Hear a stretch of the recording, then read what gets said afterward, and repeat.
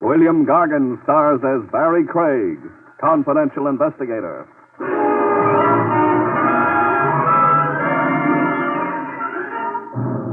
One kind of free lodging that leaves everyone cold, folks, is when it's yours, by courtesy of the city morgue.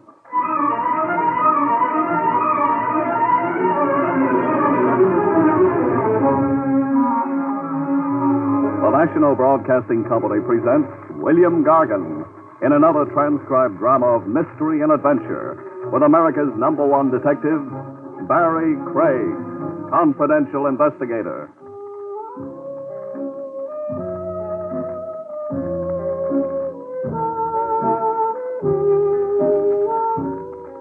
Barrie Craig speaking. There's one little thing a confidential investigator has in common with a crooner or a tap dancer. Ballyhoo. You can't get enough of it. The right kind of publicity break with pictures and ads, and your fees skyrocket. Even better than money, you promote your pick of jobs, scoop off the cream. I wangled me a break like that. A lady reporter, Mona Gale, assigned to follow me around by the True Life Picture magazine. An elegant redhead, lugging a camera and a notebook. She'd been ordered to profile me, get the story of my life from cradle to now. But the assignment had her missed, I could see. I wasn't important enough people for her. Is there some point to this dreary hike you've got me on, Mr. Craig? Yeah, there is. Tenement Row, near the dock. America's melting pot. Out of it comes governors, songwriters, bookies. Look around you. I have looked around me. Then start taking notes. Garfield Place. I was a kid on this block. That rat trap there.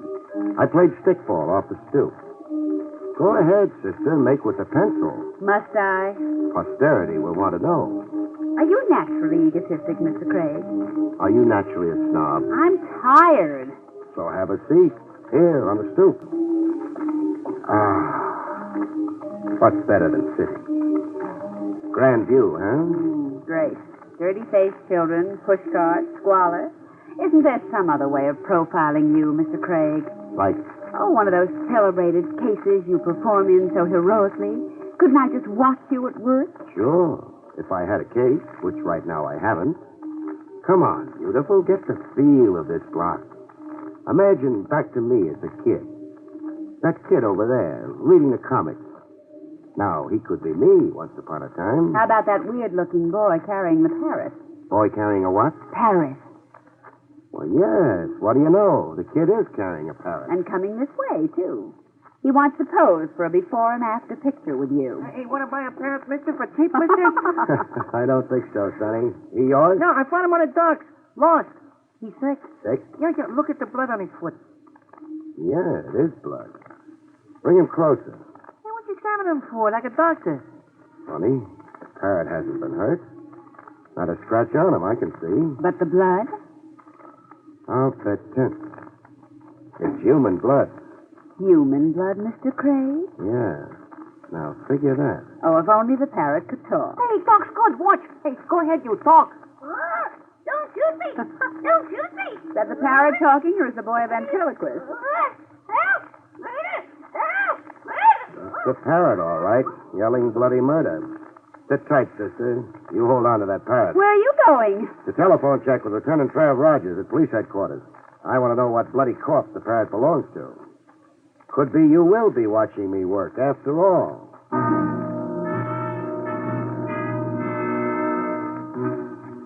Mona got to watch me work. Over the phone, Lieutenant Trav Rogers set up a date for the parrot to be reunited with his master. The setting for the sentimental reunion was the city morgue. Roll him out, Ernie. The parrot belonged to him, Craig. Steady, Mona. Who was he, Trav? A Vince Larimer, according to an identification card in his wallet. He was found on the docks beside an empty bird cage. Shot to death by an unknown assailant. And? We traced him to a banana boat. He'd booked passage from Honduras to New York. Period? Period. On ship, Larimer kept to himself, stayed in his cabin. A mystery figure, isn't that how a reporter would headline him, Miss Gale? That parrot you two chanced across was Larimer's only known companion. Can I see the cage the parrot came in, Rogers? If you must meddle. I'm being immortalized by True Life magazine, so please don't louse it up.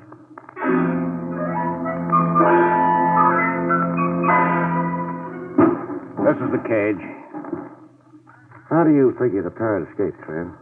Larimer was shot. He dropped the cage. This padlock broke off in the fall. The cage door flew open, etc., etc. And the parrot caught the walk, huh? No, Lieutenant, I don't think so. You don't? Not enough concussion for a padlock to snap off. Larimer could only be carrying the cage a couple of feet off the ground. So? Look at the twist in the wire here, where the padlock was originally secured. The wire is unusually twisted. The padlock didn't break off. It was broken off, deliberately. But why would a killer stop to do that, Craig? I'm puzzled like you're puzzled. Any other personal belongings found on the late Vince Larimer? Just this wristwatch, pocket knife, the silver ring. The silver wedding ring. The end? The dead end. A corpse, a parrot, a few meaningless trinkets. Where would you go from here, Mr. Holmes?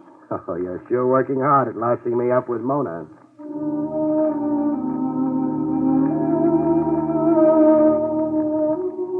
But it so happened a detour developed in the dead end.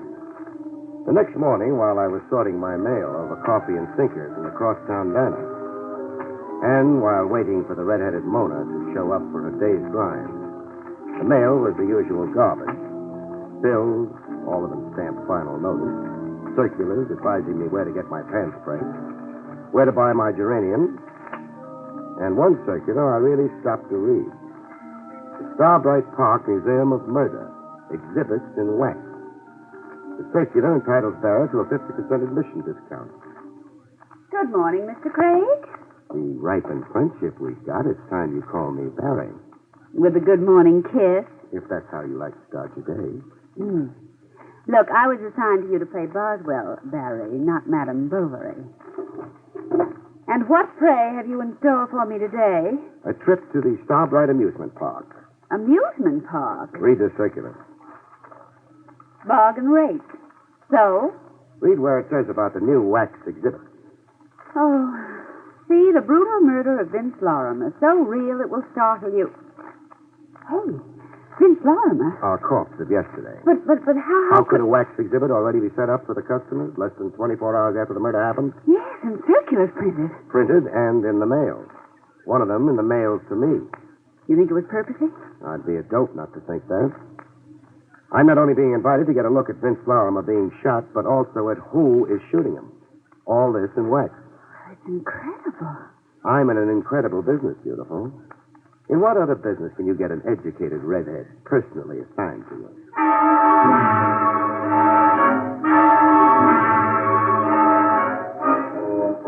Starbright Park was a ramshackle amusement area, a stone's throw off a public highway. Well, here's your Museum of Murder. Those signs, shocking, sensational, lurid. And closed. No ticket taker, no open door. It's boarded up? There's a bell here. This side door.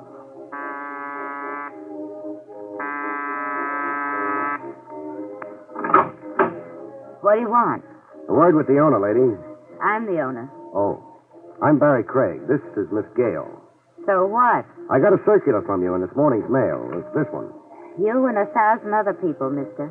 Everybody from A to C in the telephone directory. Oh, and you didn't mean the circular especially for me? Are you out of your mind? Often. The circular advertises an exhibit of the murder of a man named Vince Larimer. You come to prove to me you can read? And also to see the exhibit. Another time when we're open. You're closed? For safety repairs. The building department found 14 violations. Oh. Come again. Wait. I want in. You say that like a cop. Invite us in.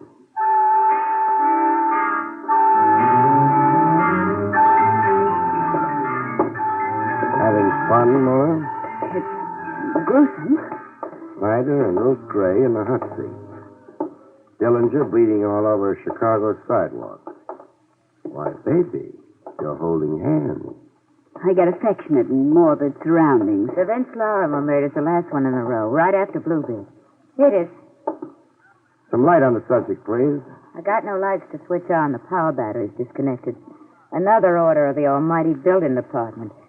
Here, you can use this flashlight. Thanks. Hey, quite a likeness. Barry, the victim does look like Vince Lorimer. Like Lorimer posed for it.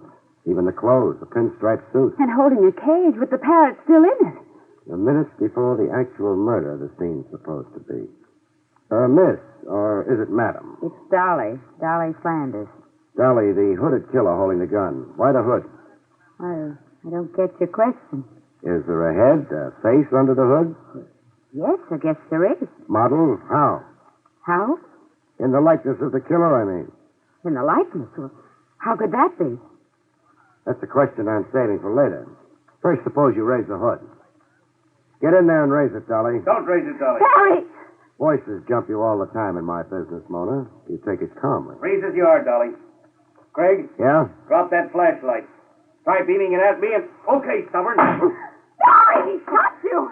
No. Bullseye on the flashlight.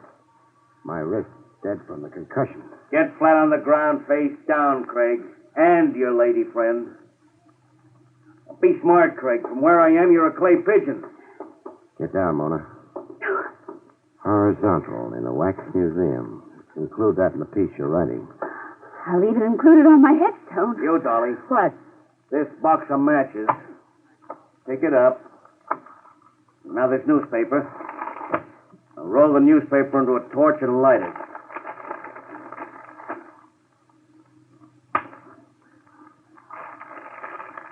It's lit.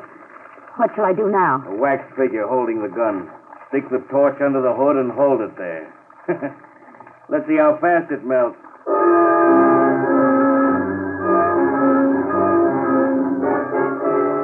With the figure melted down, my gun-happy friend took one last precaution.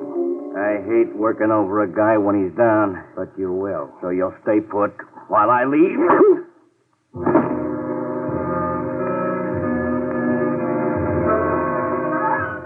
Bomb burst in my head set off a chain reaction.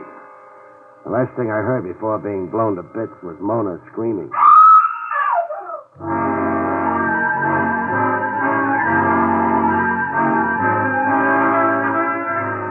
I came around. A long night and 100 years later, I came around. There was a face looking down on me. Pretty with red hair. Red eyes. Red eyes from crying. Crying over me. Barry. And music.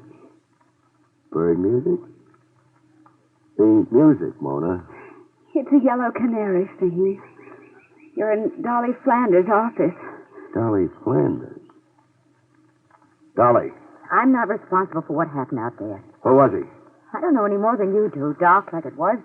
He didn't want me to see the face under the hood. Because it was his own face, Barry. He's the man who murdered Vince Lorimer. Yeah, the obvious conclusion. Maybe even too obvious. Dolly, What? how come a wax exhibit here dramatizes a murder that happened only yesterday? You tell me. Don't you order your own exhibits? No, I take what's shipped to me on a rental basis. So much a season. Shipped to you by whom? A Mr. Scala, Fernando Scala, a wax sculptor. Where do I find Scala? He's got a studio in Havamaya Flats near the railroad yard. Number 179. You through third degree in me? No. How come you, a woman, run this kind of a business? Your husband, isn't he with you? How'd you know I had a husband? The silver wedding ring on your finger. Oh. Well, coming back to your first question about me and this business, Yes? I won't be in it anymore after today. Why not? I just sold it, as is, lock, stock, and barrel. Who to? Do I have to answer that, too? Not if it's a secret. It's no secret. Here's my copy of the bill of sale. Know ye by these presents that Howard Crump, purchaser, has this day for the sum of... Mr. Howard Crump thinks he's going to coin a mint running this museum, as it should be run, so he says. Won't he coin a mint? He'll starve to death. That yellow canary of yours. You ever, let it out of its cage? Why should I do a fool thing like that? Skip it. Expecting visitors, Dolly? Crump. He haunts the place to see I don't cart nothing away now that he's bought the place. Come in, Crump. Dolly? Oh, excuse me. This is Mr. Craig. With him is Miss Gale. How do you do? Congratulations on your purchase, Mr. Crump. Oh, you know? Yeah, Dolly was telling us. Dolly said you're convinced there's a profit in murder. Hmm? Oh. That's a curious way to put it. Then you put it. Yes, I believe a wax museum can be run profitably, with, of course, judicious management and promotion. The underlying principle, Mr. Craig, in any business... Cut. My aching head, Crump. The head I'm taking out of here is already twice the size I came in with. Coming, Mona?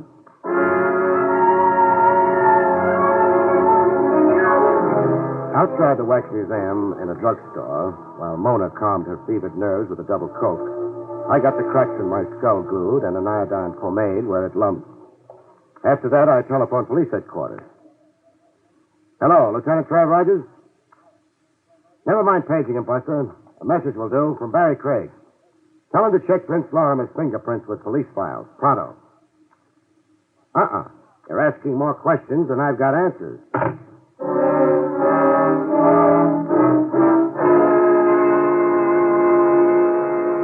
Like Dolly had said, the Havermeyer Flat studio of Fernando Scala, wax sculptor specializing in murder, overlooked the railroad yard. Fight-sized guy, Scala, with the mouth of a mustache and the look of a fox. With those trains, how can you concentrate on your wax modeling, Scala? Even better with the trains, Mr. Craig. I am filled with the wild rhythm. Spare me the poetry. Then, for the lady? Spare her the poetry, too. All right. I say only what you want me to say. No wonder. Where do you keep your crystal ball? Crystal ball? You identified the man who murdered Vince Lorimer. I identified a murder? You are joking. You modeled the victim and you modeled the killer. Oh, but you are surely mistaken. Am I surely mistaken? I modeled the victim, yes, from the newspaper pictures. And from the imagination also. But the killer, him I did not model. You didn't, huh? Oh, just a head with no face.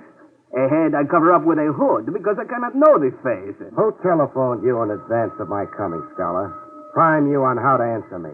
Telephone me? But I swear... Was it Dolly Flanders, maybe? Dolly Flanders, the owner of the museum? Dolly Flanders, the ex-owner of the museum. Oh, no, she did not telephone to me. Now, if this interview is over... I'm to scram and take Mona. My apologies for it, but I have so much work. You're a shrewd customer, Scholar. Thank you, Mr. Craig, for the great compliment. There are no, how you say, flies on you either. Oh, excuse me. He told all he's going to, Mona, so let's go. Isn't there some way of compelling the truth? Yeah, a way that's a beaut. But I don't think you could stand watching it. Mr. Craig. What? This telephone call. It is for you. Nice job of acting mystified, Scholar, over a prearranged deal. Give me the phone. Hello? Craig? You know it's Craig. Guess who this is? The guy I've got a date with, that's for sure. If you live. I won't just shoot a flashlight out of your hand the next time. Through talking? About. I'm on your tail, Craig, every minute. I followed you to Dolly's and I followed you to Scala's. You better stop chasing around asking people questions, Craig. You better stop. Or else.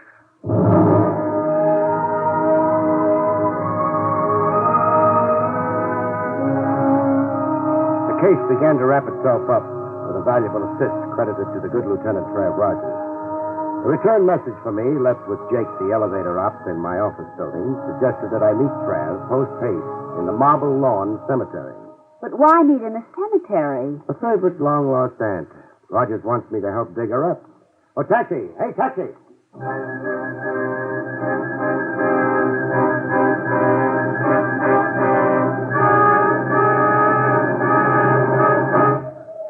Trav, where are you? Craig, I'm over here, the first footpath. Greetings, Gould. What do you hear from the beyond? Read that tombstone in front of you.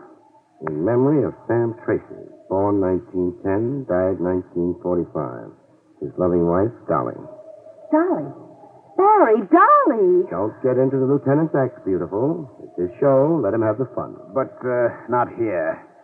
Somewhere over a hot cup of coffee.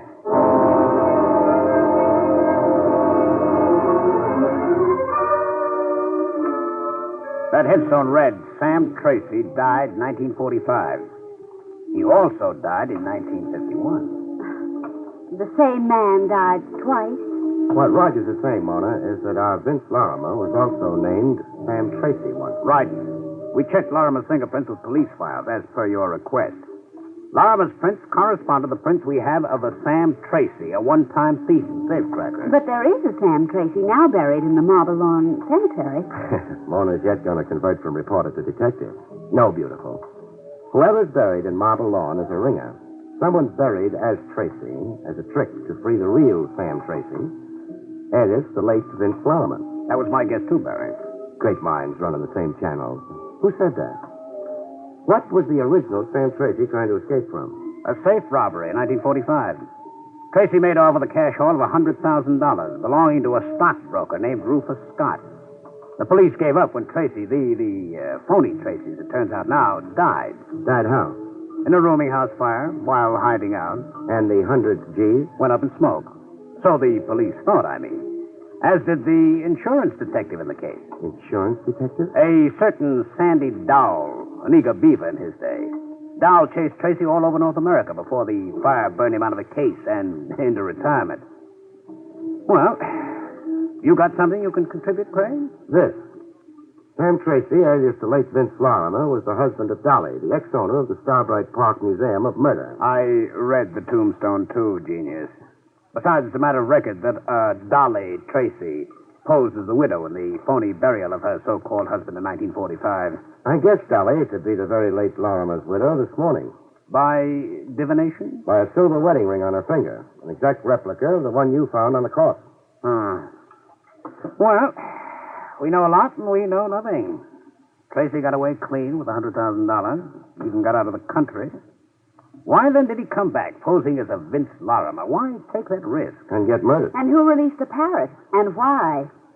Frankly, Mona, I don't know if that's really significant. Bet on it, it is, Rogers.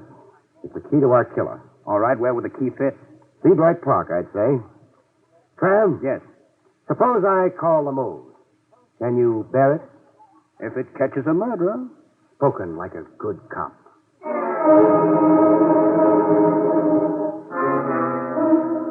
With Trav swallowing his pride enough to backstop me, I stormed the Museum of Murder. Yes? You. Close that door, Crump, quick. You seem urgent. Urgent? There's a rifle-happy wild man tagging after me. Where's Dolly? Packed up and gone. I've taken possession. Uh-oh. That's my rifleman. Don't open that door. Where are you going? To your office to telephone for help. Now, look, Craig, I can't get involved in your affairs. Quick! Hello. Dead.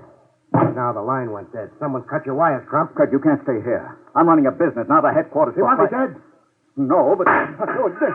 My rifle-happy friend finding the range. Craig, get out of here. I'll be murdered. That's not my concern. I insist you go. You want me to walk out at a certain death? It's certain death anyhow staying in here, cooped up in here, cornered. Craig, I'll be killed, too. The next bullet might get me. You're raving, When Crump. you stay here, the room is a death trap. You look green, Crump. Sick, as if you're suffocating. Suffocating.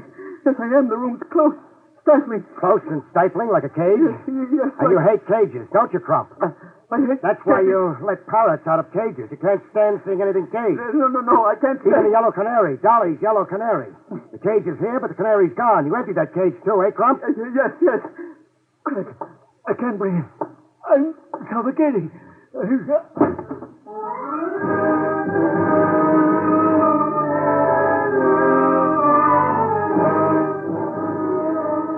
Trav and I swapped postmortems and Tony, while Mona took notes. Claustrophobia, the fear of confinement. Crump couldn't stand anything in cages, or being caged or cornered himself, like I made him feel in his office. It even showed in his clothes. Baggy suits, sizes too big. Shirt open at the neck, no necktie. His clothes gave you the hunch on him. That and the bill of sale Dolly showed me. How so? Crump paid $40,000 for the Museum of Murder. $40,000 for a worthless business. Blackmail? It had to be. Dolly knew it was Crump who'd murdered her husband on the dock. She devised a cute way to make Crump pay off. But why would Crump murder... Oh, wait. I think I know. Crump is really Rufus Scott, the stockbroker Sam Tracy robbed 6 years ago. Was hired to rob by arrangement. My bet is that Crump invited Tracy to come tap his safe. I'll buy that, sure. The Scott firm was on the verge of bankruptcy before that robbery. And then Tracy never got to keep the stolen $100,000. He was just a tool. The patsy, lucky to escape with his life. That's why he skipped the country. But, Craig, But who staged the rooming house fire and the burial of a bogus Sam Tracy? somebody who wanted to permanently shut off police interest in Sam Tracy and in the 100G. The men say you were supposed to be Rogers when you stalked me in the Museum of Murder and helped pull Crump apart at the scene. The beneficiary of the $100,000 was the thug who worked over you, eh? A thug who could only be one guy. Trav, your retired insurance stick. Sandy Dow. Sandy Dow. A guy I've got a date with before you have. Oh, now, Craig, don't be vindictive. Don't you be casual, Trav, about my head. Before you put the cuffs on Dowell, I'm handing him his cuffs, and that's for sure. And before you two stalwarts of the law really go at it in earnest, will you tell me if I've got it down correctly? Some other time, we'll go into a huddle over your note. Just one footnote to murder. Dolly ordered that wax exhibit from Scholar and invited me to come see it. It was her way of forcing Crump to come across, by her museum. The end? Almost. All it needs now is the clinch. The clinch, Barry? Yeah, to keep your storyline straight. Page 1, boy meets girl. End page, boy gets girl. Oh. Trav. What? The moose, huh? But, All of a sudden, Mona's got that certain primitive look in her educated eye. Oh. Excuse me for being dense. Yeah, scram, Lieutenant. Please do not louse Craig up with the press. Good night, folks. See you next week.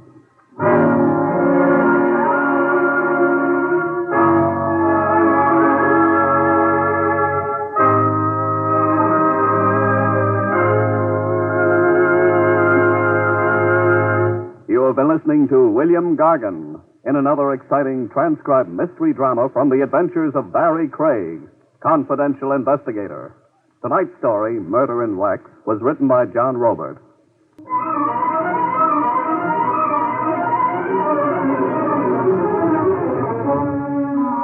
Featured in the role of Mona was Joan Alexander.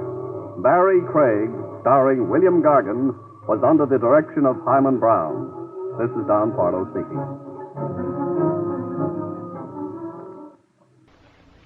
Three chimes mean good times on NBC.